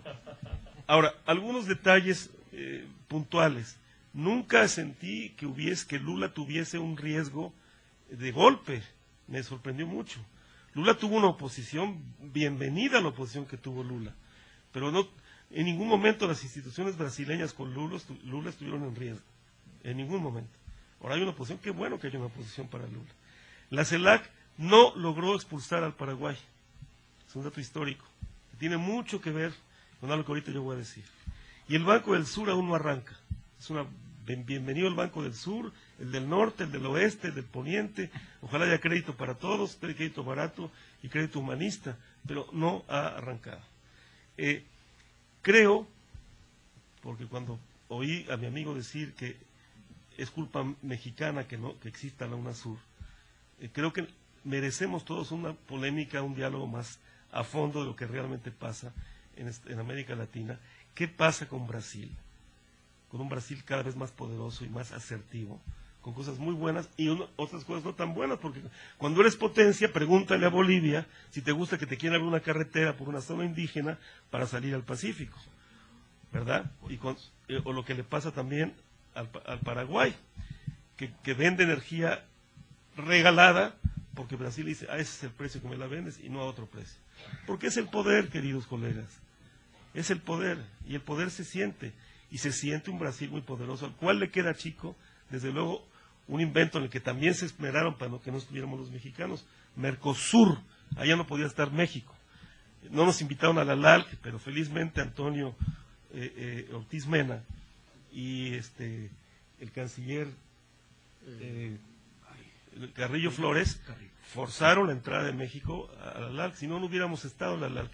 Yo se los digo porque yo vengo de ahí, de hablar con Magariños, que tiene 90 años. Me explicaba, no querían que estuvieran los mexicanos. Entonces hay que también leer la historia de otra manera. No todo allá es bueno y aquí nos hemos equivocado siempre. Nosotros estamos en el norte también. Tenemos 30 millones de mexicanos de primera, segunda, tercera generación en el norte. Que eso no cuenta, que eso es, tenemos que olvidar esa realidad. Entonces, creo que darle el balance. Yo creo que este lugar, Flaxo también, es un excelente ámbito en Mora para discutir desapasionadamente, sin tanto velo ideológico, estas cosas. Porque no crean que todo el mundo nos está esperando con mariachis en México, cuando dijimos, ya regresamos de la pesadilla neoliberal, etcétera, etcétera, nos salimos del NAFTA, ya estamos aquí. ¿Cómo? Ya están aquí. ¿Por qué? O sea, no es tan sencillo.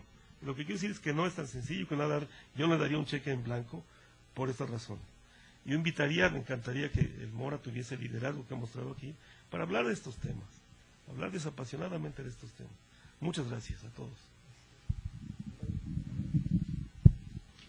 Yo primero voy a hacer algunos comentarios sobre las preguntas. Le voy a preguntar a Casio cómo le hace uno para hablar desapasionadamente de estos temas cuando en la línea está la vida de muchas personas cuando se habla de un golpe de Estado. Yo creo que no, yo más bien aceptaría. No, a ver, Casio, no estoy discutiendo eso. Dices, abramos un espacio para discutir desapasionadamente el asunto. Yo lo que creo es que debemos de aceptar primero que hay pasiones en el asunto y que no va a ser fácil discutir desapasionadamente. A lo mejor ciertas reglas para que las pasiones no se desborden, pero nada más. Preguntaba Luis Daniel hasta dónde o cuándo o cómo la distribución de la riqueza. Yo siempre he tenido presente esta discusión de crecemos para distribuir o distribuimos para crecer. ¿Qué va primero? Quienes tienen dicen primero crezcamos y luego distribuimos. Quienes no tienen dicen no, primero distribuyamos y esa es la manera de crecer. Y yo creo que hay parte de razón en ambas posturas. Pero yo creo que es muy sano que quienes tenemos, digamos, nos va a tomar mucho tiempo, unos 30 años, denos la oportunidad de hacerlo con calma y de manera ordenada, ese proceso de redistribución de la riqueza. Pero el 15% de la población mexicana vive por debajo del índice de la pobreza alimentaria. Ese 15% le va a costar mucho trabajo el que sea un proceso lento, ordenado, gradual de distribución de la riqueza. Y la mitad de la población nacional vive en pobreza. Entonces las exigencias de esa población no van a ser las que den un respiro al proceso de cambio gradual. Vamos a tener que vivir en esa tensión permanentemente. Ojalá lo hagamos de tal manera que, lo mismo en México que en otros países, que no haya una ruptura, que yo creo que no gana nadie cuando hay una ruptura violenta. Pero vamos a tener que aceptar que vamos a vivir en esa tensión, no hay otro remedio. Sobre el papel de los medios fácticos, yo estoy de acuerdo con Casio en el sentido de que las redes sociales en Internet y en otros medios electrónicos son una presencia nueva que puede ser importante en el futuro. No llego al extremo de aceptar, como se decía al inicio de la primavera árabe, que los movimientos sociales de los países árabes eran justo porque se habían organizado a través de las redes sociales en Internet. Me parece una visión muy ingenua, pero sí creo que son un mecanismo que se escapa del control de los medios de comunicación tradicionales. El papel que juegan, yo creo que tiene que ver mucho con algo que señalaba también Paco, que tiene que ver con la cultura. Es decir, ¿por qué los poderes fácticos como la televisión tienen el poder que tienen? Porque son el medio de información que tiene el 90% de la población que no lee absolutamente nada y que no lee siquiera el periódico. Ya no digamos un análisis profundo de la situación económica o social o política. Entonces yo creo que sí hay un factor adicional, un elemento nuevo. No exento de que los poderes fácticos hagan uso de él, como está bien claro con las últimas declaraciones del ex agente de la CIA o ayudante de una empresa que trabajaba para la CIA, que muestra que los gobiernos están interviniendo en esas redes sociales para detectar cualquier posibilidad de cambio. Ahora, yo creo que sumado a lo que ya se decía aquí y a los sistemas de representación y demás, no nos olvidemos que unos y otros, no importa de qué color estemos hablando, de si de la derecha o de la izquierda, están viviendo en sociedades que por tradición no han sabido controlar la corrupción. Y son corruptos lo mismo la derecha que la izquierda. y que vive ese sistema representativo en una ficción que lo que responde es a quien le da más. Yo me haría una pregunta adicional. ¿Qué pasaría si ese 15% de quienes padecen hambre en este país fuesen los que tuviesen el poder económico? Yo no dudaría en que a lo mejor viésemos un golpe de Estado de izquierda. Digo, si ellos tuviesen el dinero para manejar a los medios de comunicación, para controlar a los diputados y a los... pues seguramente podrían desestabilizar la sociedad nacional y crear las condiciones para luego pagarle al ejército para que hubiese un golpe de Estado. Pero no lo tienen y nunca lo van a tener. No son esos los que tienen el dinero, son los otros. Es el otro 5 o 10% el que tiene el dinero para poder ejercer. Por eso mi tesis es que mientras haya regímenes moderados que no afecten de manera importante los intereses de los poderes fácticos, de los poderes establecidos, etcétera, las posibilidades de que haya un golpe de Estado son menores. En la medida en la que no sean ellos quienes controlan la situación, la probabilidad de que haya un golpe de Estado se incrementa. Esa es mi única tesis. Yo tampoco le doy un cheque en blanco a nadie. No estoy diciendo que los regímenes de izquierda sean mejores o peores. Estoy diciendo que lo que están haciendo es afectar los intereses de un cierto grupo, a lo mejor creando los propios. No hay ninguna duda de que en un sistema corrupto, si le doy el poder a alguien, pues ese alguien va a hacer uso de ese poder y se va a enriquecer y se va a convertir en parte de la oligarquía y luego voy a tener que pelearme contra esa nueva oligarquía. Lo único que estoy diciendo es que esos regímenes en particular afectan los intereses hoy predominantes y en esa medida seguramente hacen más probable el que ocurra un golpe de Estado. Eso es todo. Sí. Bueno, voy a responder la pregunta y me voy a referir a algunas experiencias, algunas reflexiones y experiencias personales que tienen que ver con, creo que sí está prendido, ¿verdad? Sí, se escucha. Me voy a atrever a decir algo que probablemente va a sonar muy feo, pero estoy convencido de ello. Para referirme al tema de los poderes fácticos, porque ciertamente es uno de los graves poderes, de los graves problemas que enfrenta esto que yo llamaba la posibilidad de una nueva relación entre el demos y el kratos. Pero para empezar, voy a decir que a mí me parece que Marx es más que el fundador de una nueva escuela de pensamiento, es el gran culminador del liberalismo decimonónico. Por una sencilla razón, porque se da cuenta de que el medio fundamental para la reproducción de la vida es el trabajo, y lo que exige es que entre al mercado, que le paguen lo que vale, no que lo exploten. Es decir, en lugar de que me exploten y me quiten una parte de lo que en realidad me deberían pagar, ahí está el dedo puesto en el problema distributivo, la relación trabajo-capital. Muy bien. Voy a parafrasear, la misma idea está en Rawls, la misma idea. Bajo los principios de un liberalismo moderno, político, en serio, no puede obviarse el que se apropien los privados de los medios fundamentales de reproducción de la vida. Y me estoy refiriendo a las medicinas, a los hospitales y a los medios de comunicación.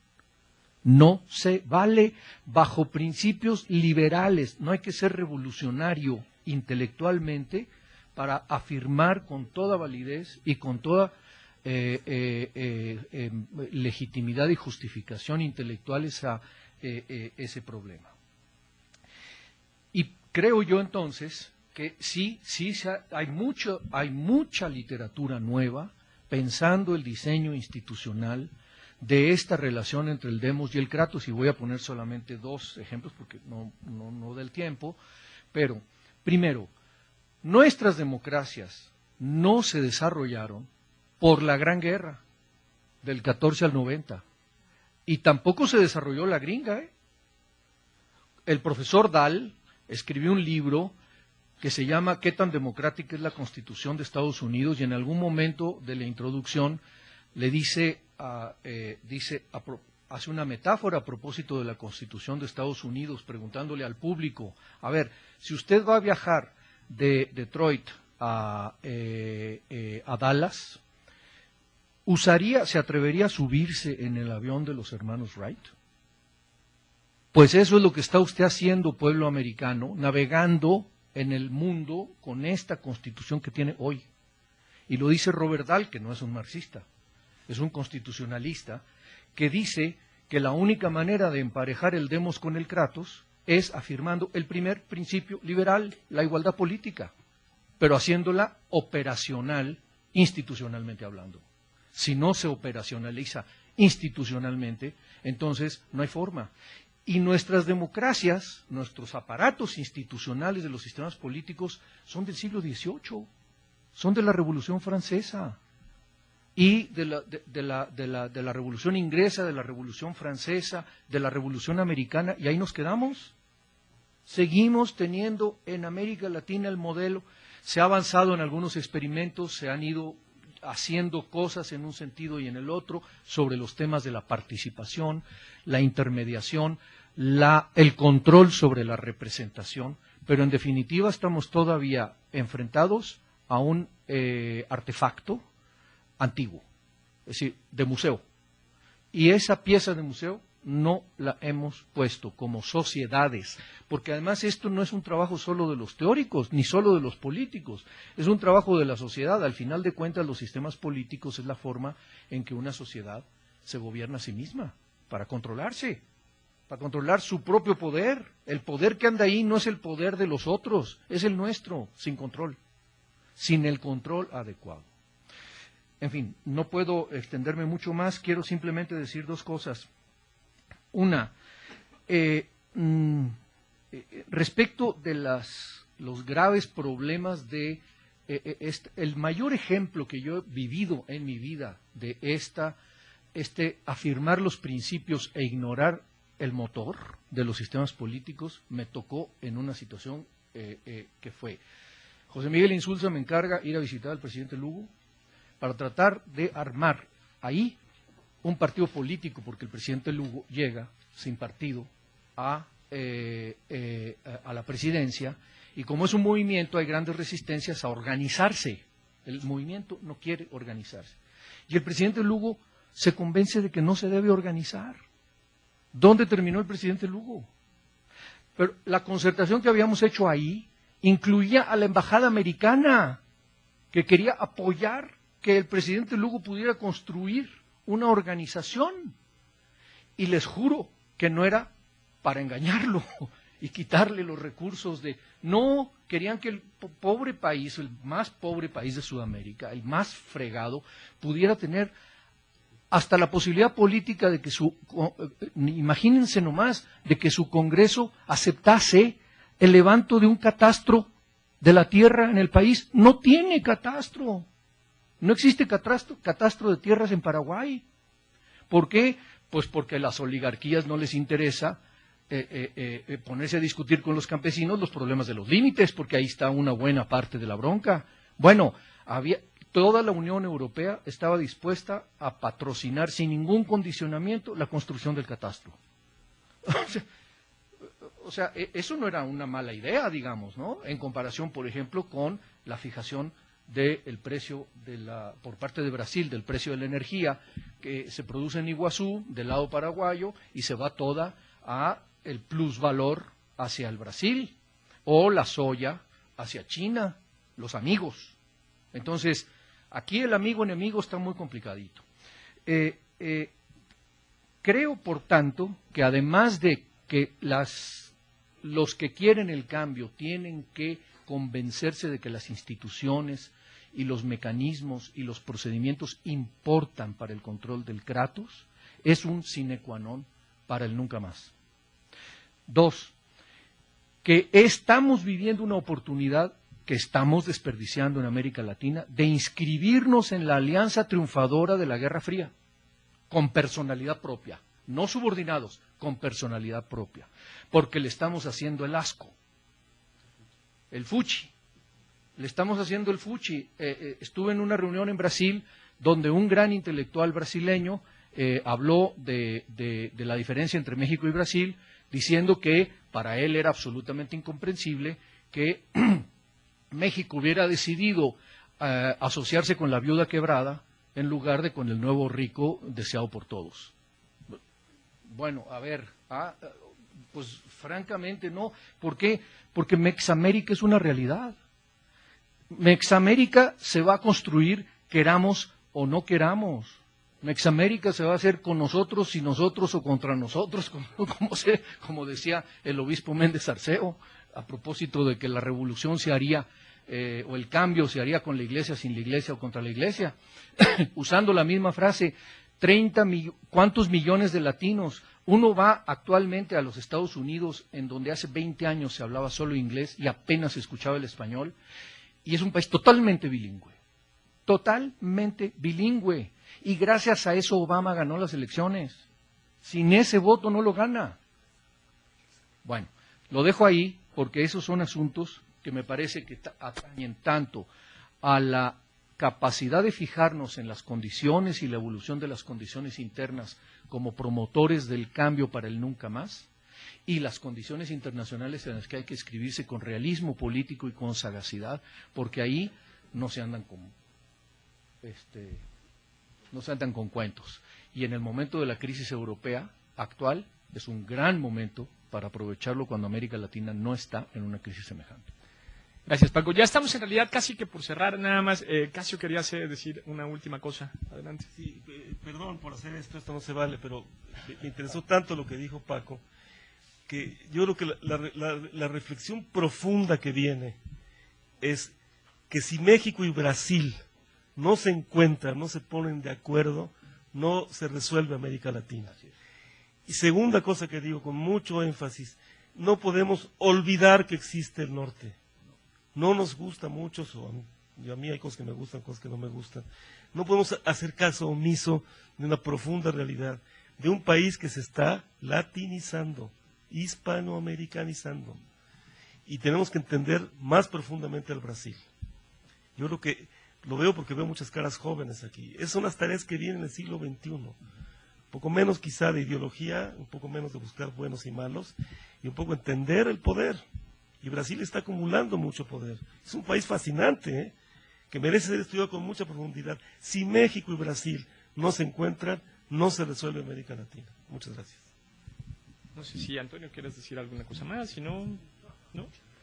Bueno, pues muchísimas gracias. Nada más invitaría a Silvia, Nelson, Ana María, no sé si quieren pasar un poco al frente y hacer un cierre del coloquio. ¿Qué pasó? ¿Cómo es el último evento? Me imagino que Silvia, Ana María y van a hacer un cierre. Sí, es lo que pensé. Pero si hay un en el medio. Sí.